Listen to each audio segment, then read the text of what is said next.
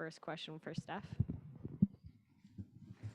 Hi, Steph. You guys have won 26 consecutive playoff series where you guys have won at least one game on the road.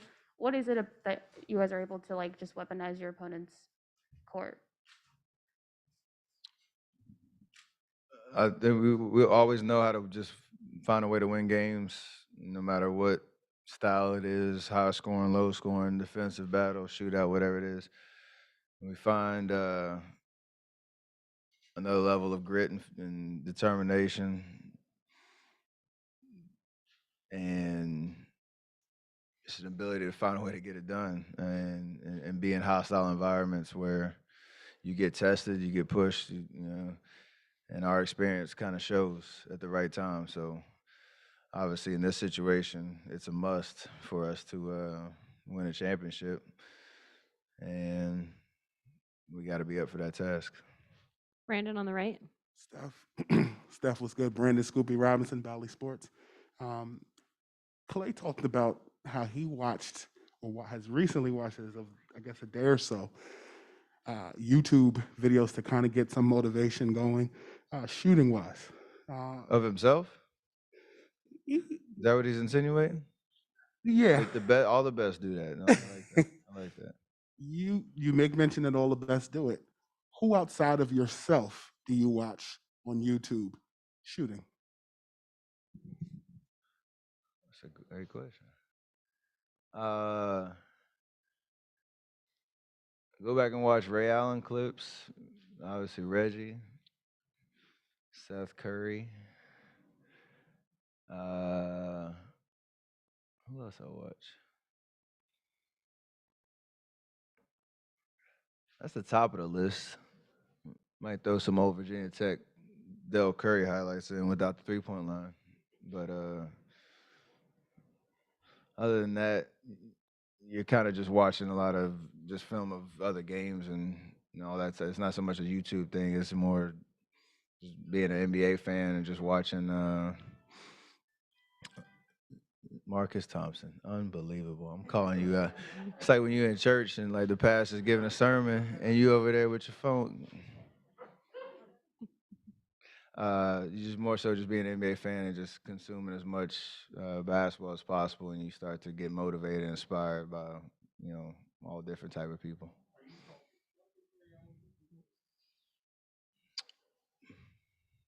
All right, 50-50. He had a lot of great moments in both jerseys. We'll go to Marcus next. Yes. I'd like to begin by repenting for my press conference sins.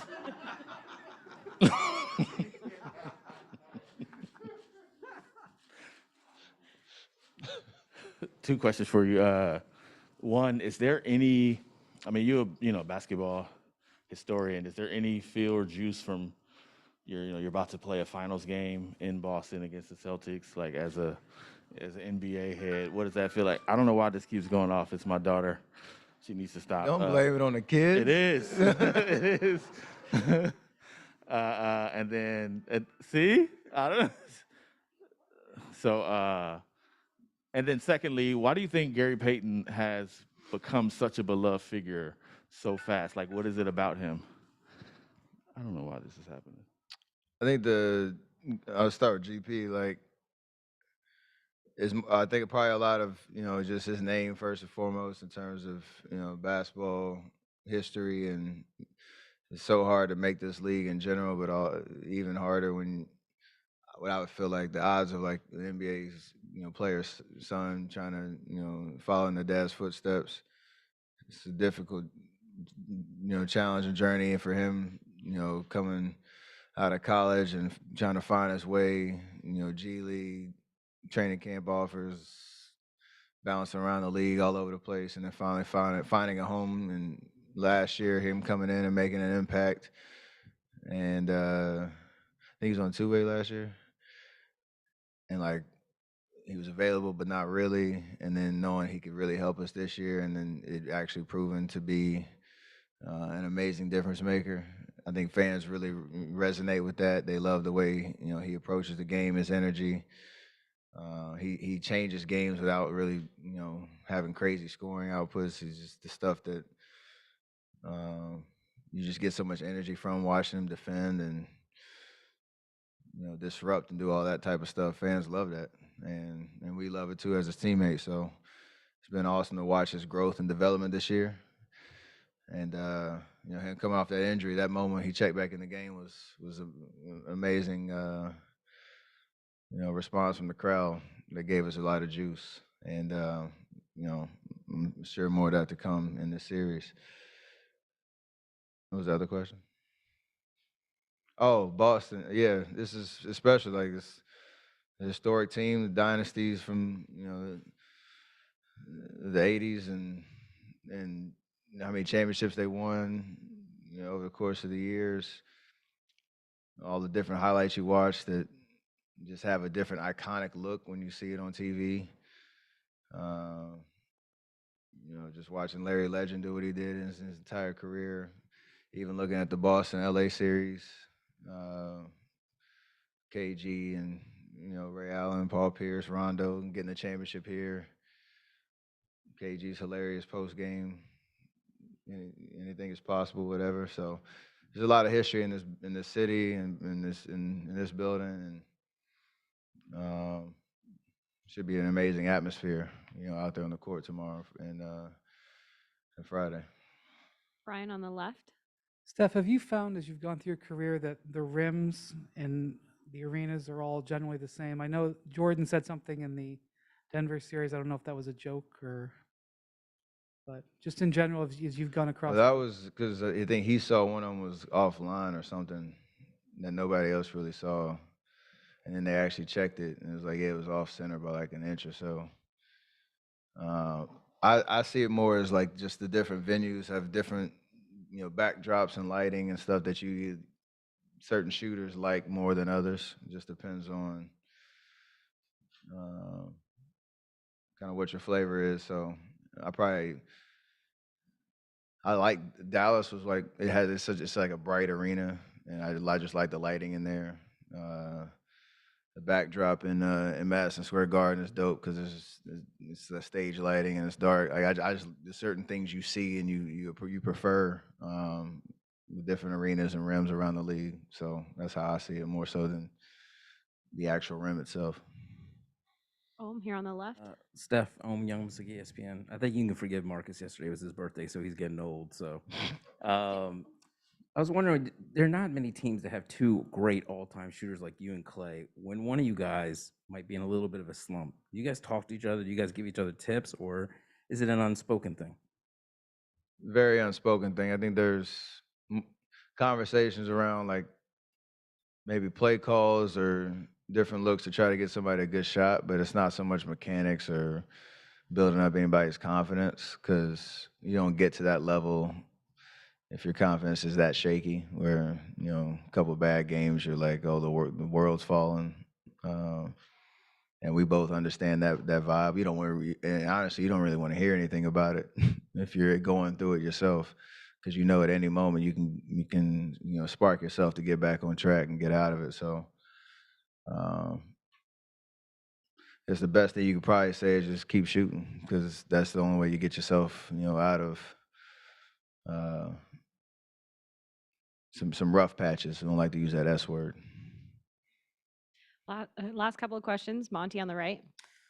Stephen, you watched Klay the first two games, and he hasn't shot the ball as well as he can. But knowing his history, do you have a certain, I don't know, peace of mind or whatever, in knowing that what has happened the first two games is going to stop at some point?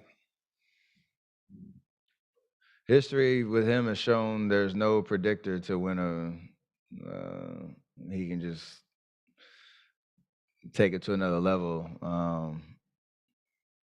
Regular season, playoffs, he's always just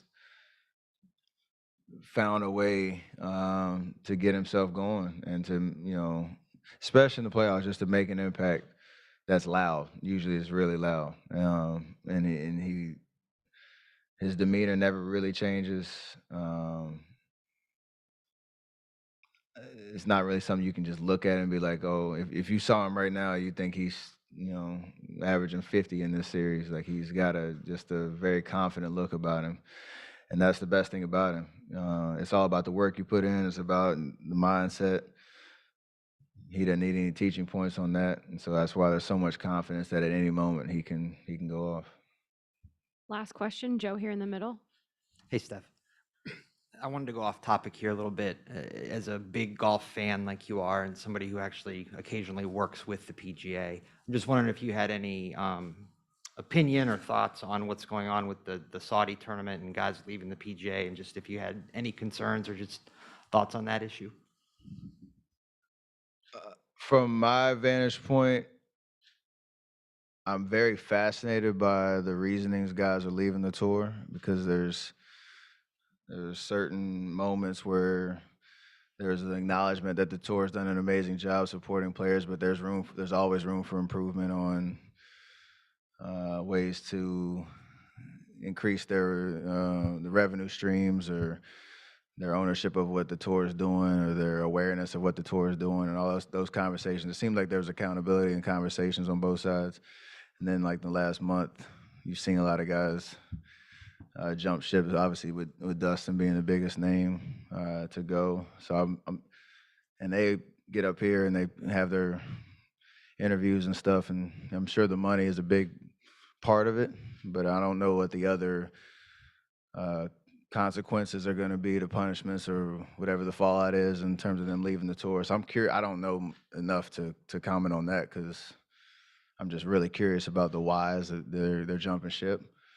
But it is kind of cool to see certain guys speak out about, the legacy of the tour, the fact that there is room for improvement, but that they're loyal to, the traditions and the history, and understand that they still want to chase, trophies and championships that mean something in the history of the game of golf. So I don't think there's anything threatening that, but I'm very curious as to what Live Golf and what the whole kind of agreement is that makes these guys want to jump ship, especially right now. So Thanks, I'm Steph. sure that'll continue to show itself.